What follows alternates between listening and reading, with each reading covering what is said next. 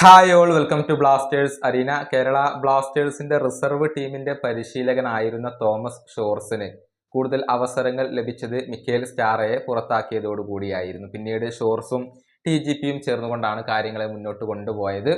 എന്നാൽ തോമസ് ഷോർസിന് ഇപ്പോൾ യുവേഫയുടെ ആ ഒരു പ്രോ ലൈസൻസ് ലഭിക്കുകയാണ്. അതുകൊണ്ട് തന്നെ അദ്ദേഹത്തിന് ഇനി മുഖ്യ പരിശീലകനായിക്കൊണ്ട് തുടരാം. 19th സ്റ്റോപ്പേജ് ഒരു കാര്യം കൺഫേം ചെയ്തിട്ടുണ്ട്. ഹൈദരാബാദ് FC അടുത്ത സീസണിൽ ഇനി തോമസ് ആണ് പരിശീലിപ്പിക്കുക. അവരുമായി കോൺട്രാക്ട് എഗ്രിമെന്റിൽ എത്താൻ ഇപ്പോൾ തോമസിന് കഴിഞ്ഞിട്ടുണ്ട്. ഒരു മൾട്ടി ഇയർ ഡീലിലാണ് അദ്ദേഹം ഒപ്പുവെക്കുന്നത്.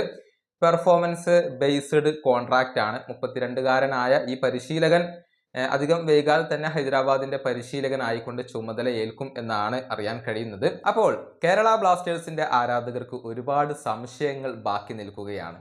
അതായത് വരുന്ന സൂപ്പർ കപ്പിന് മുന്നേ തോമസ് ക്ലബ്ബ് വിടുമോ എന്നുള്ളതാണ് ഏറ്റവും പ്രധാനപ്പെട്ട ചോദ്യം. സൂപ്പർ കപ്പിൽ കേരള ബ്ലാസ്റ്റേഴ്സിനെ പരിശീലിപ്പിക്കാൻ തോമസ് ഉണ്ടാകുമോ ഇല്ലയോ എന്നുള്ള കാര്യത്തിൽ വ്യക്തതകൾ ഒന്നും കൈവന്നിട്ടില്ല എന്നുള്ളതാണ്. അതേസമയം സൂപ്പർ കപ്പിൽ ഇനി ഹൈദരാബാദിന്റെ പരിശീലകനായിക്കൊണ്ട് തോമസ് ഉണ്ടാകുമോ എന്നുള്ളതൊക്കെ കാത്തിരുന്ന് കാണേണ്ട കാര്യമാണ്.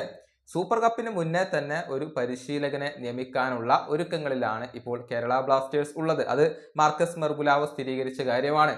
അങ്ങനെ പരിശീലകനെ നിയമിക്കാൻ കഴിഞ്ഞിട്ടില്ലെങ്കിൽ പിന്നീട് TGP ഒറ്റയ്ക്ക് കാര്യങ്ങളെ കൈകാര്യം ചെയ്യേണ്ടി വന്നേക്കും എന്നുള്ളതാണ്. പക്ഷെ കേരള ബ്ലാസ്റ്റേഴ്സിനകത്ത് എങ്ങനെയാണ് കാര്യങ്ങൾ പുരോഗമിക്കുക എന്നുള്ളതൊക്കെ കാത്തിരുന്നു കാണേണ്ട കാര്യമാണ്. ഏതായാലും തോമസ് ഇല്ലാത്ത ഒരു സൂപ്പർ കപ്പിനെ ആയിരിക്കുമോ കേരള ബ്ലാസ്റ്റേഴ്സിന് ഫേസ് ചെയ്യേണ്ടി വരിക എന്നുള്ളതാണ് ഇനി അറിയേണ്ട കാര്യം. ഏതായാലും ആരാധകർക്കിടയിൽ ഇതുമായി ബന്ധപ്പെട്ടുകൊണ്ട് ഒരുപാട് അഭിപ്രായങ്ങൾ നിലനിൽക്കുന്നുണ്ട്.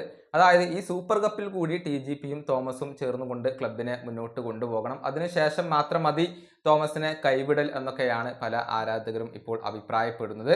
ഏതായാലും ഈ സംശയങ്ങളൊക്കെ അധികം വൈകാതെ തന്നെ ദൂരീകരിക്കപ്പെടും എന്നാണ് ആരാധകർ പ്രതീക്ഷിക്കുന്നത്. ഈ വീഡിയോയുടെ അവസാനിപ്പിക്കുന്നു. അടുത്തൊരു വീഡിയോയിൽ കാണാം.